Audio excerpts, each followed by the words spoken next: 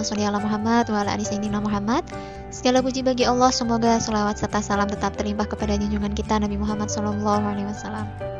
Hai semuanya, apa kabar hari ini? Semoga selalu sehat, selalu baik, selalu berbahagia, selalu dalam lindungan Allah, dan selalu bersemangat dalam hal apapun.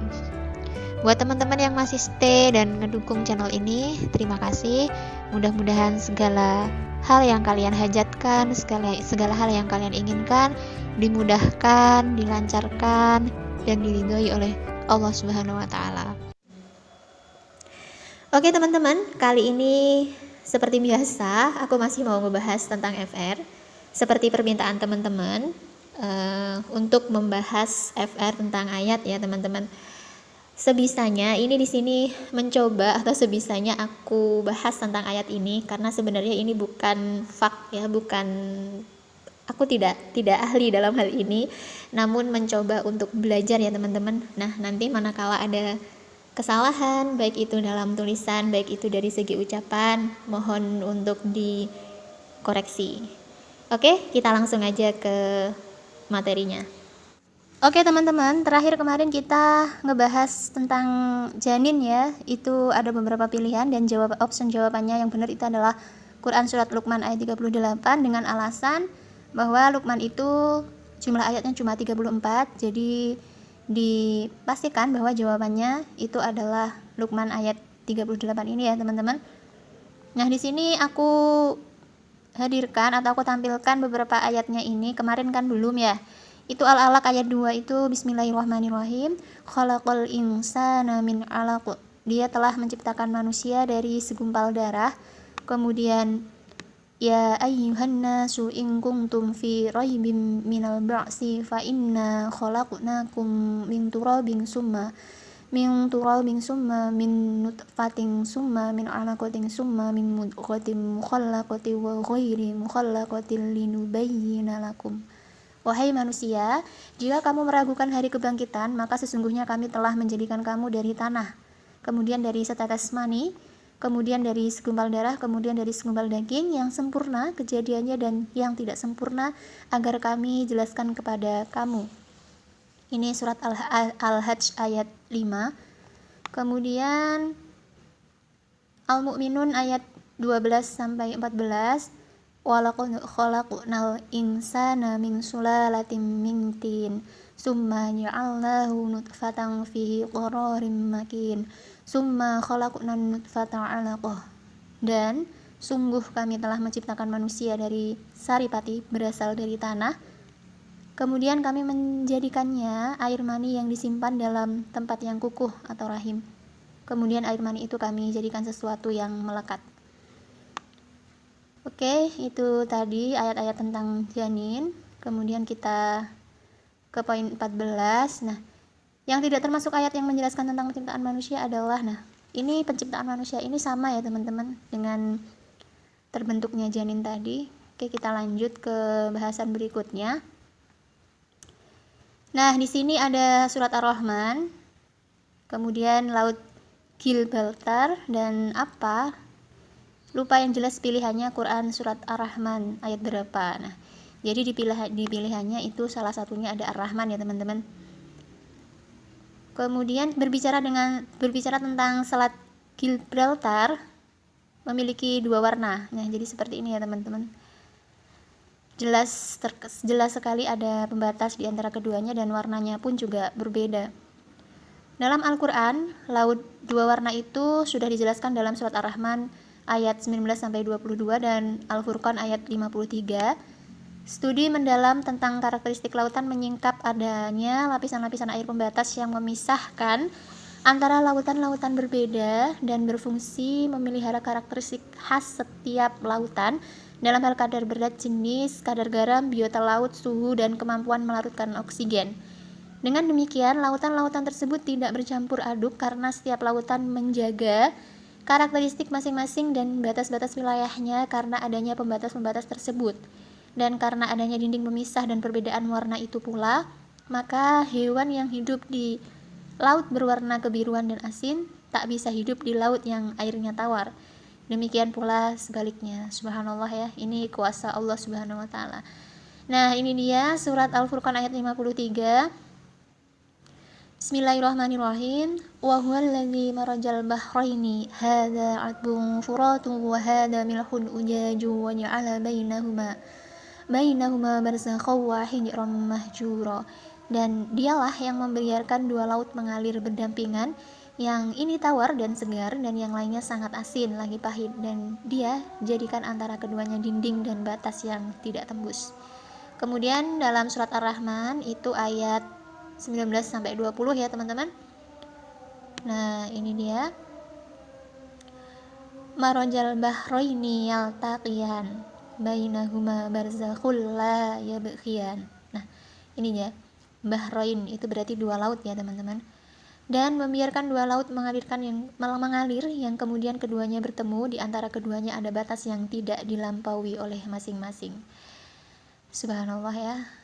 Oke, itu tadi tentang laut. Kemudian tentang dua laut yang bertemu, selat Gibraltar itu ada di surat Ar-Rahman ayat 19-20 dan Al-Furqan ayat 53. Kita lanjut. Ayat tentang wudhu, Mbak. Kita diminta tanya berapa rukun wudhu, tata cara wudhu yang dilakukan setelah membasuh muka pada ayat di atas adalah. Nah, jadi ini ayatnya itu surat Al-Maidah ayat 6 ya teman-teman. Coba kita baca bersama dulu. Bismillahirrahmanirrahim. Ya ayyuhalladzina amanu idza kuntum ilas sholati fawsilu wujuhakum wa aydiyakum ilal marafiqi wamsahu bi ru'usikum wa arjulakum ilal ka'bain wa in kuntum junuban fattahharu wa in kuntum marda aw ala safarin aw jaa ahadun minkum minal ghaiti aw lamastumun nisaa falam tajidu ma'an fatayammamu sa'idan thayyiban famsahu biwujuhikum wa aydikum minhu ma yuridullahu liyaj'ala 'alaikum min harajin walakin yuridu liyutahhirakum wa liyutimma ni'matahu 'alaikum la'allakum tashkurun. Nah, oke. Artinya, wahai orang-orang yang beriman, apabila kamu hendak melaksanakan sholat. Nah, di sini kita masuk di rukun-rukun wudhu ya, teman-teman. Fausilu wujuhakum, tuh maka basuhlah wajahmu, wa aydiyakum ilal marafiq, dan tanganmu sampai ke siku. Nah, jadi batasnya itu siku ya, teman-teman. Dan sapulah kepalamu, wamsahu bi ru'usikum wa arjulakum ilal ka'bain, dan basuh kedua kakimu hingga kedua mata kaki. Nah, jika kamu junub, maka mandilah. Dan jika kamu sakit dalam perjalanan atau kembali dari tempat buang air atau kakus atau menyentuh perempuan, maka jika kamu tidak memperoleh air, maka bertayamumlah dengan debu yang baik atau suci. Usaplah wajahmu dan tanganmu dengan debu itu. Allah tidak ingin menyulitkan kamu, tetapi Dia hendak membersihkan kamu dan menyempurnakan nikmatnya bagimu agar kamu bersyukur. Nah, jadi di sini tidak hanya tentang wudhu ya teman-teman, tentang mandi junub, kemudian ada tentang tayamum juga. Nah, lanjut. Di sini pilihannya ya teman-teman, optionnya itu ada membasuh muka, membasuh tangan sampai siku, mengusap sebagian kepala, membasuh kaki, dan seterusnya sampai C sampai D. Ini aku buat option sendiri.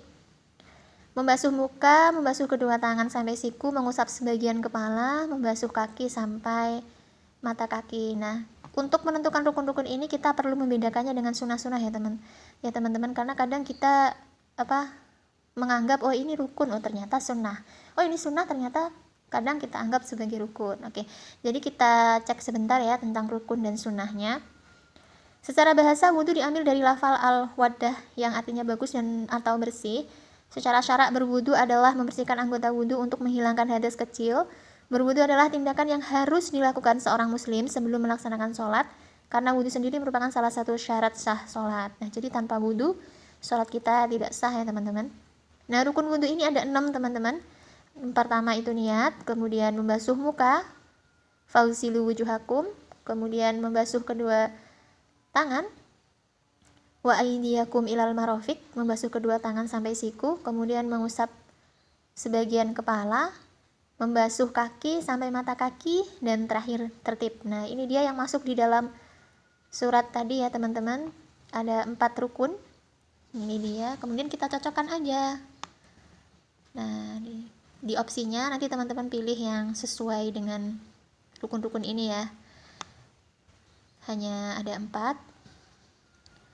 Kemudian untuk sunah-sunahnya. Nah, kalau sunah-sunah ini sekalipun kita tidak melakukannya, itu tidak akan mempengaruhi kesahan wudhu kita ya teman-teman. Sementara kalau rukun, salah satu kita tidak melakukannya, maka wudhu kita tidak sah. Akan tetapi bila sunnah, bila kita tinggalkan, itu wudhu kita tetap syah insya Allah. Nah, kalau untuk sunah-sunah ini membasuh kedua tangan, berkumur-kumur 3 kali, memasukkan air ke dalam lubang hidung 3 kali, menggosok gigi sampai bersih, menyelang-nyelang jari tangan sampai bersih, mengusap kedua telinga. Nah ini teman-teman, kadang-kadang kita keliru di sini. Kadang-kadang kita ngiranya telinga itu rukun, harus nih, kalau nggak telinga berarti nggak sah nih wudhunya. Nah, ternyata mengusap kedua telinga ini adalah sunnah ya teman-teman. Sekalipun mengusap telinga ini adalah sunnah, namun lebih baik bila kita mengerjakannya teman-teman, karena kita mendapatkan pahala dari kesunahan wudhu ini. Kemudian meratakan usapan air ke seluruh bagian kepala 3 kali. Nah, ini sunnahnya ke seluruh bagian kepala ya teman-teman. Kalau untuk rukunnya itu sebagian kepala. Kemudian menyegarakan, tidak menunda-nunda mengerjakan wudhu, menggosok dengan air anggota yang dibasuh, mendahulukan anggota sebelah kanan, menghadap kiblat dalam berwudhu, mengusap tengkuk dan meluaskan membasuh sampai bagian atas dahi, membasuh tangan lebih dari siku, membasuh kaki lebih dari mata kaki, menyelang-nyelang jari-jari kaki dengan jari tangan sampai bersih, hemat dalam menggunakan air, berdoa setelah selesai berwudhu, sholat 2 rakaat setelah berwudhu, sholat sunnah wudhu. Oke, kita next ya teman-teman. Udah jelas kan tentang rukun-rukun wudhu di dalam surat Al-Maidah ayat 6. Ke poin 17. Pendapat siapa? Aku lupa. Intinya jika membaca Al-Quran maka sel-sel kanker akan mati dengan sendirinya. Surat dan ayat. Nah, jadi di sini kita perlu untuk menghafal bunyi ayatnya seperti apa dan ayat berapa ya teman-teman. Nah, di sini ada surat Al-A'raf ayat 55 dan surat Al-Isra ayat 82. Alfred Tomatis, seorang dokter warga negara Prancis yang membuat eksperimen selama 50 tahun mengenai indera manusia, ia menemukan bahwa pendengaran mengontrol seluruh tubuh, mengatur operasi-operasi vital, keseimbangan dan koordinasi gerakan-gerakannya. Ia juga menemukan bahwa telinga mengontrol sistem saraf.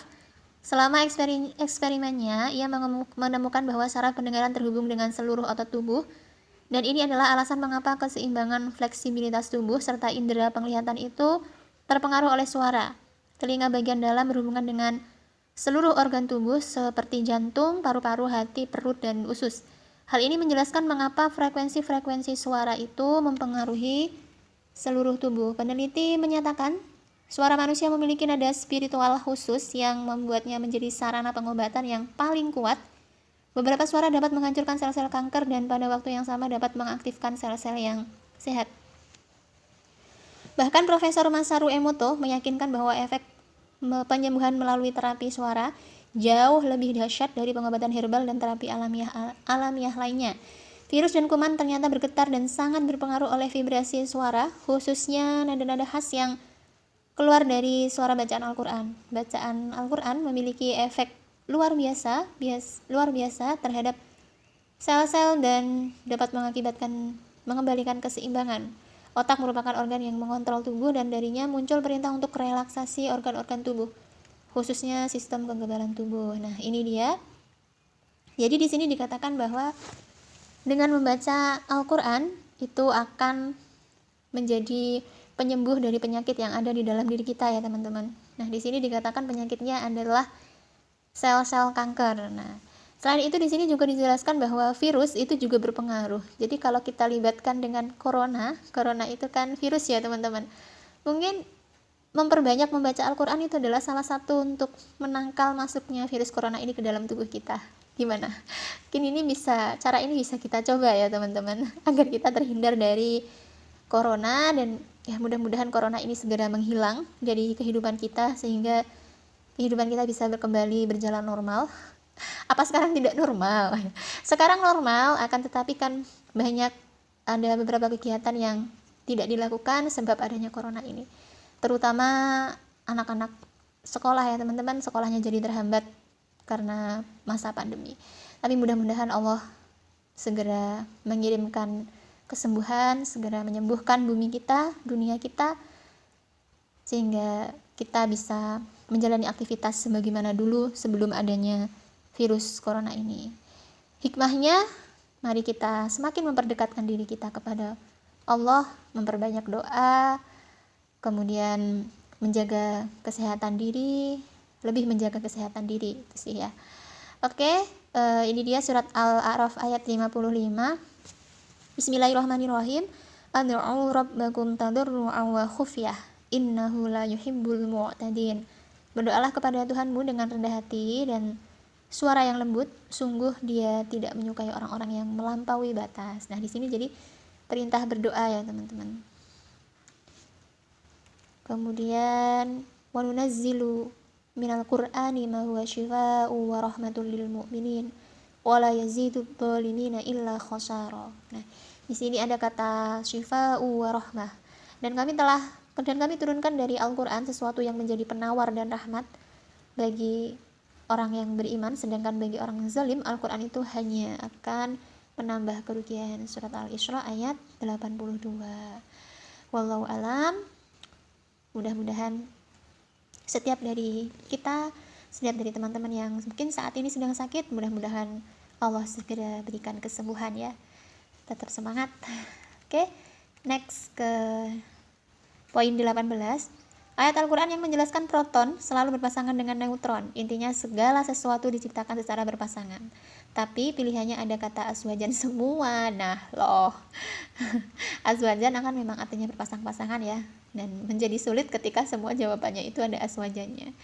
Ya, tidak ada yang sulit, semuanya insya Allah ada solusinya. Kita coba pelajari dulu ya. Ada surat Yasin 3 ayat 36. Terus bismillahirrahmanirrahim. Subhanalladzi khalaqal aswaja kullaha mimma tubidul ardu wa min anfusihim wa mimma la ya'lamun. Maha suci Allah yang telah menciptakan semua berpasang-pasangan, baik dari apa yang ditumbuhkan oleh bumi dan dari diri mereka sendiri, maupun dari apa yang tidak mereka ketahui. Ini kalau di surat Yasin ya teman-teman. Subhanalladzi khalaqal aswaja. Oke, lanjut. Kemudian di surat Az-Zariyat ayat 49. Wa min kulli syai'in khalaqna zawjaini la'allakum tadhakkarun. Dan segala sesuatu kami ciptakan berpasang-pasangan agar kamu mengingat kebesaran Allah. Ini zawjaini. Oke, kemudian penjelasannya, menurut ayat ini makhluk yang diciptakan Allah secara berpasangan ternyata tidak hanya manusia, tetapi juga seluruh jenis makhluk. Hewan ada yang jantan dan betina, tumbuhan juga ada yang jantan dan betina, sampai kepada benda hidup dan benda mati. Tidak hanya hewan dan tumbuhan saja, tetapi juga partikel terkecil yang pernah ada seperti atom ternyata juga berpasangan. Seperti kuasa elektrik, atom mengandung elektron ion positif dan proton ion negatif. Ilmuwan yang pertama kali menemukan ion adalah fisikawan Jerman Julius Elster dan Hans Friedrich Gittel pada 1899. Ion adalah atom yang bermuatan negatif atau positif. Atom tersusun dari neutron yang muatannya netral, proton yang positif, dan elektron yang negatif. Neutron dan proton ada di bagian tengah yang merupakan inti atom. Sedangkan elektron berputar mengelilingi inti atom pada tempat orbitnya tingkat energi. Ajaibnya, jumlah muatan positif dan negatif pada atom selalu sebanding sehingga atom tidak memiliki muatan. Namun, karena sesuatu sebab, beberapa elektron dapat meninggalkan atom yang disebut elektron bebas. Jika atom kehilangan elektron bebas, ia berubah menjadi ion positif, sebaliknya akan menjadi ion negatif jika ia menerima elektron bebas. Ion-ion ini tidak stabil dan cenderung mencari gandengan untuk berikatan. Bahkan proton dan elektron neutron pun ini cenderung untuk mencari gandengan ya teman-teman. Ternyata nggak cuma truk sama bis nih yang gandengan kayak di iklan. Oke, next. Teori manusia yang mengatakan suatu benda tidak mempunyai pasangan adalah keliru. Seperti orang yang mengatakan penyakit yang tidak ada obatnya, ini keliru karena Allah menurunkan penyakit sekaligus dengan obatnya. Jadi tidak ada alasan untuk berputus asa dari rahmat Allah. Allah menciptakan masalah, Allah juga menciptakan solusinya. Allah menciptakan kegelapan, maka Allah juga menciptakan cahayanya. So, buat teman-teman yang saat ini berjuang mencari pasangan, semangat ya. Insya Allah akan dipertemukan pada waktu yang tepat. Dan teman-teman yang udah punya pasangan juga harus dijaga nih pasangannya ya. Oke, next. Maaf untuk segala keterbatasan. Thanks for watching. Wassalamualaikum warahmatullahi wabarakatuh. Jangan lupa klik tombol subscribe, like, share, dan komen.